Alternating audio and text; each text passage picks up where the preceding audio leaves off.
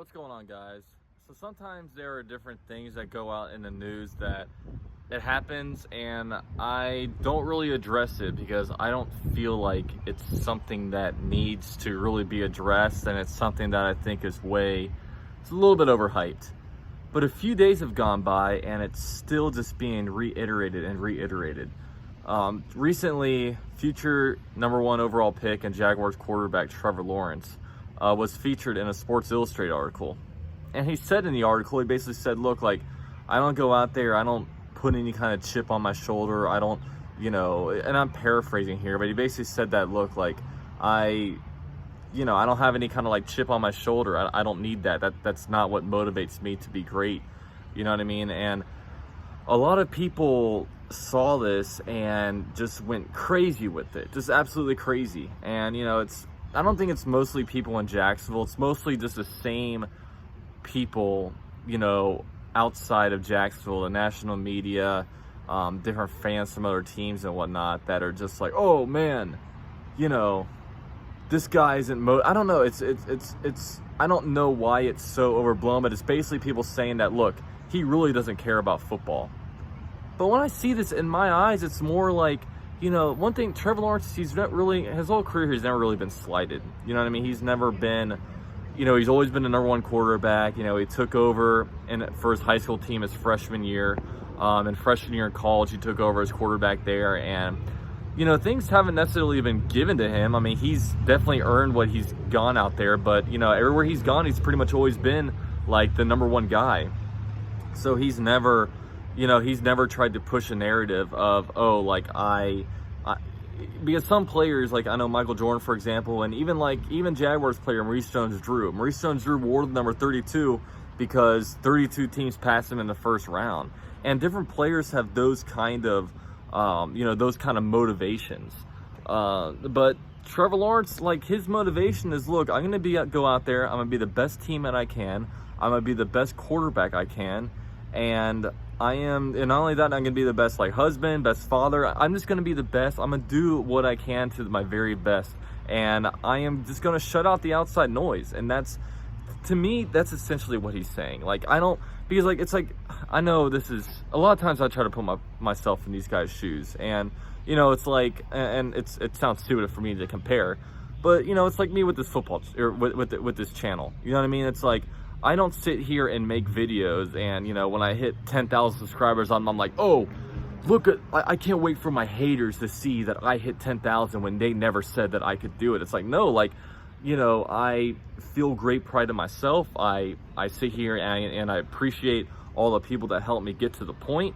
And to all the people who don't like me, like, screw yourself. I really don't care about those kind of people, and I feel like it's the same exact way as that. I don't feel like he looks at, like I don't think he's over here, Chris Sims said Zach Wilson is better than me. Okay, I'm putting that on my bulletin board. I'm gonna prove this MF wrong. You know what I mean? Oh, Ryan Clark says that I suck. Oh, you know what I mean? Like, it's like, who cares? You know what I mean? That's a lot about me. Like, national media sometimes, like, they started driving me more nuts a little bit this year. And honestly, a big reason why I started this channel, honestly, is because I'm like, look, like, it's very hard to get good Jaguars information out there. The people nationally who cover the Jaguars, as Stephen A. Smith literally said, he does not care about the Jaguars. And, he said what a lot of other media guys feel, so they come out there and they give us lazy takes. And I'm like, you know what?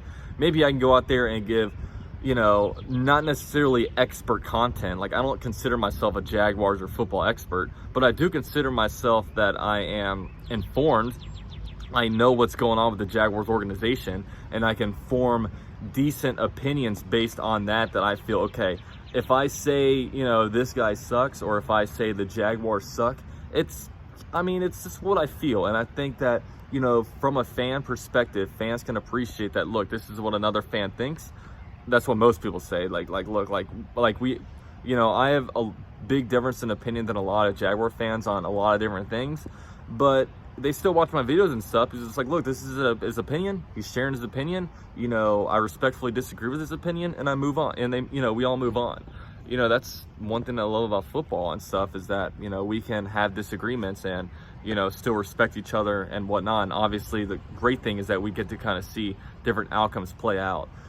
But, you know, with the Trevor Lawrence thing, I mean, now, like, one thing that I noticed this whole offseason is that people are going to find different things to be critical of him about. You know what I mean? Like, the cool thing, the thing that gets headlines is, you know, everybody knows the people who don't think Trevor Lawrence is the best quarterback. You know what I mean? Whether it be, you know, Chris Sims or I think Ryan, I don't know. Some other people said that, but, you know, we don't, the popular thing to do is to not say Trevor Lawrence is number one, because it's like, oh, this guy says this, like, you know, then all of a sudden you get a bunch of people who are, you know, excited about it.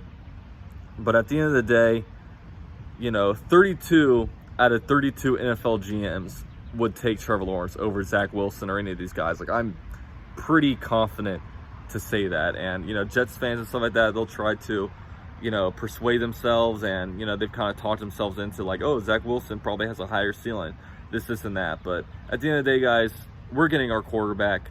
It's Duval versus all y'all. It always has been. Luckily, this isn't college football where, you know, you get into the playoffs based on politics and it's a popularity contest. The Jaguars will earn themselves into the playoffs, and once they're in the playoffs, they're going to compete. You know what I mean? No, the Jaguars are in complete control of their own destiny in the NFL when it comes to getting there. And, you know, at the end of the day, man, if the Jaguars are one-day Super Bowl champions, we can sit here and laugh at everybody else and say, look, we did it. Screw all you guys. Duval till we die. It's going to be amazing. You know what I mean? I can't wait for that day, man. I've got a lot of time left. I'm 27 years old, and, you know, never in my lifetime has the Jaguars ever had a franchise quarterback. Never in my life, you know, and it seems like we're really getting that. I've never had a great head coach, and we'll see what Urban Meyer does. I think, you know, he was my, you know, pick. He's who I wanted to be head coach, and he's here. And, you know, I have a lot of time left to hopefully be able to see us hoist the Lombardi Trophy, and that will be such an awesome day. And we're gonna hopefully be there together, guys. But, you know, we're 12 days from the NFL draft. They can't get here soon enough. I'm just ready to see what guys we bring in. I'm ready to see Trevor Lawrence start talking about his future on the Jaguars, and it's gonna be awesome, man. It's gonna be awesome. But all right, guys, thank you for watching this video. I'll catch you guys later. Go Jags. Duval till we die, baby.